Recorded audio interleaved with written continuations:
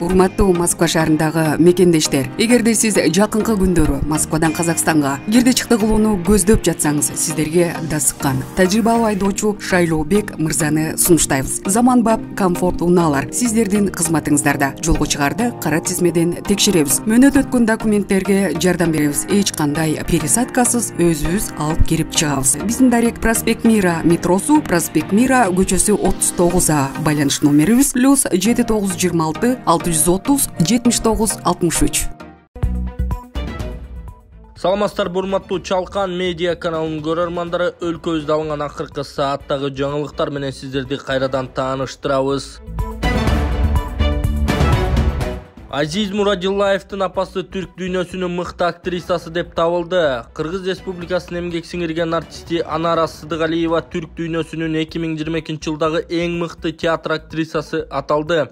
Бул тууралуу Түрк Сойдун башкы катчысы Султан Раев өзүнүн социалдык тармактагы баракчасына жазды. Кыргыз улуттук театр өнөрүнүн мыкты актрисасы Анара Сыдыгалиеванын эл аралык сыйлыгы кут болсун деген Раев. Белгиле кетсек, эл аралык театр күнүнө карата Түрк Сой эл аралык уюму жана Туркиянын эң кадырбартуу театр уюму 2022 жылдын түрк дүйнөсүнүн эң мыкты театр сыйлыгына татыктуулардын ысымын жарыялаган. Сыйлык үстүбүздөгү жылдын 24 апрелинде Туркиянын Стамбул шаарында тапшырылат. Анара Сыдыгалиева Токтоболот Абдымомунов атындагы Улуттук академиялык драма театрынын актрисасы, Кыргыз Республикасынын эмгек сиңирген артисти, Токтогул атындагы мамлекеттик сыйлыктын лауреаты, белгилүү театр жана кино актёру маркум Азиз Мурадилаевдин апасы. КамАЗ Ош шаарына тейлөө борборун ачат. Бул тууралуу ВТК КамАЗ компаниясынын Орто Азия боюнча директору Любовь Тюрина билдирди. Ал кечээ Кыргыз-Орус өкмөттөр аралык комиссиясынын өнөр жай боюнча жумушчу тобунун жыйынында сөз сүйлөгөн. Ошко тейлөө борборун ачуу пландалууда. Майда биздин адистер шаарга барып ылайыктуу жерлерди изилдеп келишет. Ошондой эле кыргызстандык кесиптештер менен тажрыйба бөлүшөт, деди Тюрина. Ошону менен катар ал Кыргызстанда жакында жүк ташуу учунааны чогултуу иштерин баштоо пландалып жатканын белгиледи. Бүгүн 29 мартта Бишкекте Кыргыз-Орус өкмөттөр аралык комиссиясынын соода-экономика, илимий-техникалык жана гуманитардык кызматташтык боюнча жыйын өтүүдө. Ага министрлер кабинетинин төрагасы Акылбек Жапаров менен Россия өкмөт башчысынын орун басары Алексей Аверчук жетекчилик кылат.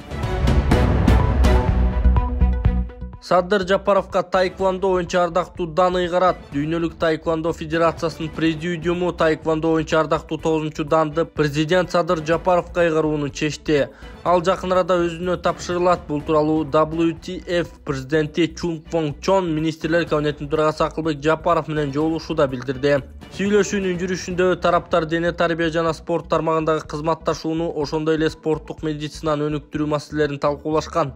Белгиле кетсек, 9-чу дан чеберчиликтин эң жогорку даражасы. Аны таэквондону жайылтууга салым кошкондорго ыйгарышат.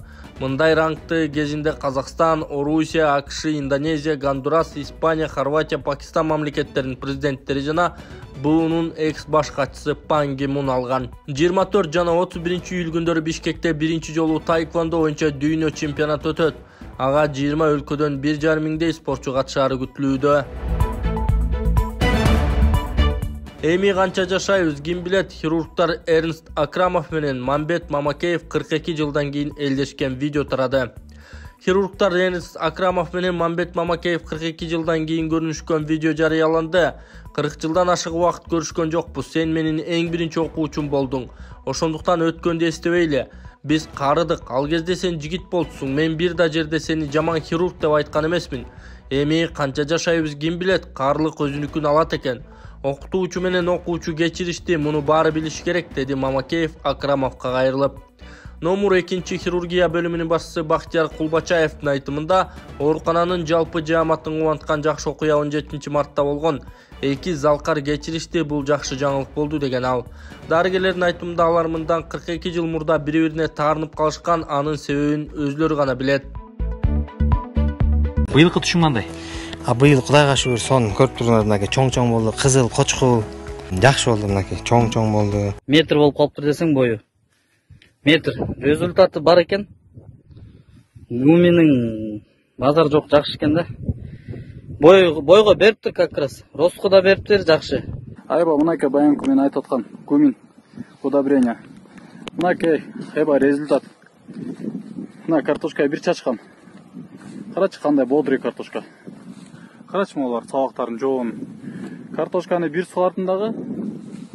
Бир лезвия жүргүздүм. Так эле ушундай мен менен бир сепкен, чогуу эле сепкенбиз катарлаша эле. Саламат алам мынакей. Бул да бир лезвия менен бир кара суат кылды. Бир сулардым мынакей. Экөөбүздүкүнүн айырмасы мына. Мына картошка. Мен гумин семирткичин сепкенмин. Бир эле жол. Ошол трактор менен себилди. Натыйжасын мына ошо сиздерге көрсөтүп атам. Мен канча жылдан бери ушу дыйканчылык кылып эле жүрөм, бирок мындай натыйжа болгон эмес. Эң жакшы натыйжа болду. Орусияда мекендештери тарабынан бычакталган 17 жаштагы жигит нарында жерге берилди. Москвадагы кыргыз жарандары бычакталып, бири 17 жаштагы жигит каза болгон. Шектүү катары 4 кыргызстандык кармалган. Каза болгон жигиттин сөөгү 26 мартта Нарын облусунун Жумгал районундагы Кызыл Жылдыз айылында жерге берилди. Бул тууралуу Сереп медиа маалымат агенттигине анын жакындары билдиришти. 22 март күнү полиция бөлүмүнүн Подмосковный бульварындагы үйлөрдүн биринин жанында эс учун жоготкон адамдар жаткандыгы тууралуу маалымат келип түшкөн. Окуя болгон жерге полициянын кезмети жөнөтүлүп, 2 кыргыз жаранын бычакталганы абалда табышкан. Алардын бири Чүй облусунун Сокулук районунун 2005-жылы туулган тургуну, дарыгерлер баргыча эле каза болгону аныкталган. Ал эми экинчи жабырлануучу Жалал Абад облусунун Сузак районунун 2004-жылы туулган тургуну ооруканага жаткырылган. Окуя болгон жерден көзөмөл камерасынын жазуусу каралып, айрым буюмдар табылган. Бул факт боюнча Орусиянын кылмыш жаза кодексинин 105-беренеси киши өлтүрүү менен 30-105-беренесинин 2 же андан көп адамды өлтүрүүгө аракет кылуу негизинде кылмыш иши козголгон. Козголгон кылмыш ишинин алкагында кылмышка тиешеси бар адамдар аныкталып, полицияга жеткирилген. Кармалган 4 адам тең 2003 жана 2002 жылы туулган Кыргыз Республикасынын жарандары болуп чыкты. Ошондой эле алардан пневматикалык тапанча жана бычак табылган. Алдын ала маалыматтар боюнча кылмыш чырдын негизинде жасалган.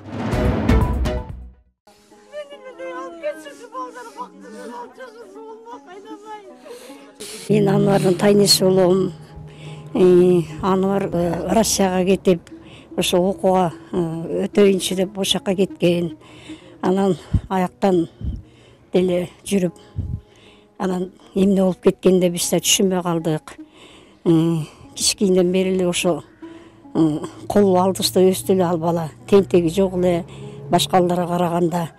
Анан кандай киши ушунча Анвар баламды канчалык эмне кыйнады. Москвада бизге караганда эмелери, закондору күчтүү болуш керек. Ошого суранам, ошо балдардын өзүнүн эмесин аябай жазасын алсын. Мен акыйкат издейм. Мен атасы жок баламды мыкачылык менен өлтүрүп кеткен адамдарды жазасын бергиле. Акыйкат издейм мен. Кичинекей жөжөмдү ушунчалык мыкачылык менен өлтүргөн адамдарды жок кылгыла. Суранарым ошол, элим, журтум. Көпөбөлөтө өстүргөм мен бунумду. 9 ай көтөрүп, атасы жок өстүргөн баламды ушинтип жок кылып алсам, жок кылып аламбы мен? Ушинтип айрылып каламбы мен? Акыйкат издейм, жазасын бергиле. Мен угуп атам 4 экен деп, 4 тең жазасын бергиле. Бойго жете элек балам бул, 18ге чыга элек. Чоң эмес бул, кичинекей, мен үчүн жөжөм бул. Бизди сыздатып, монтуп, калтырып кетип атат балам. Мен акыйкат издейм. Жазасын бергиле. Суранам силерден, жазасын бергиле.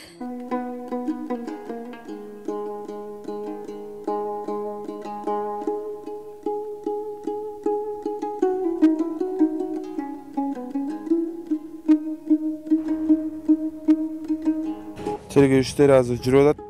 Москва шаарында Красногорский следовательдер уже баарын маалыматын тактап атат. Баардыгы өз жазасын алышы керек. 4 баланы кармашты, 4 бала групповойдо өзүнүн жазасын алсын.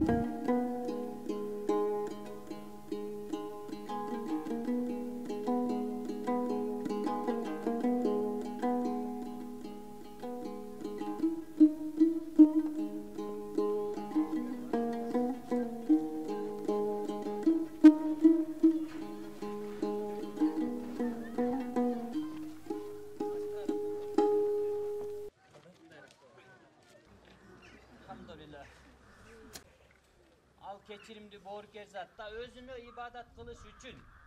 Mınakey, özümüzden misalı kevren sallallahu aleyhi ve sellem gerek bolsa uşu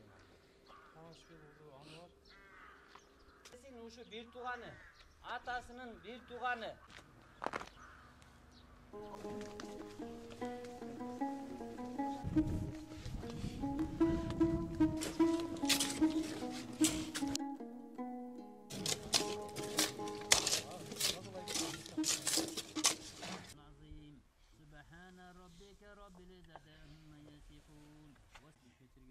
Allahümme salli ala Muhammed.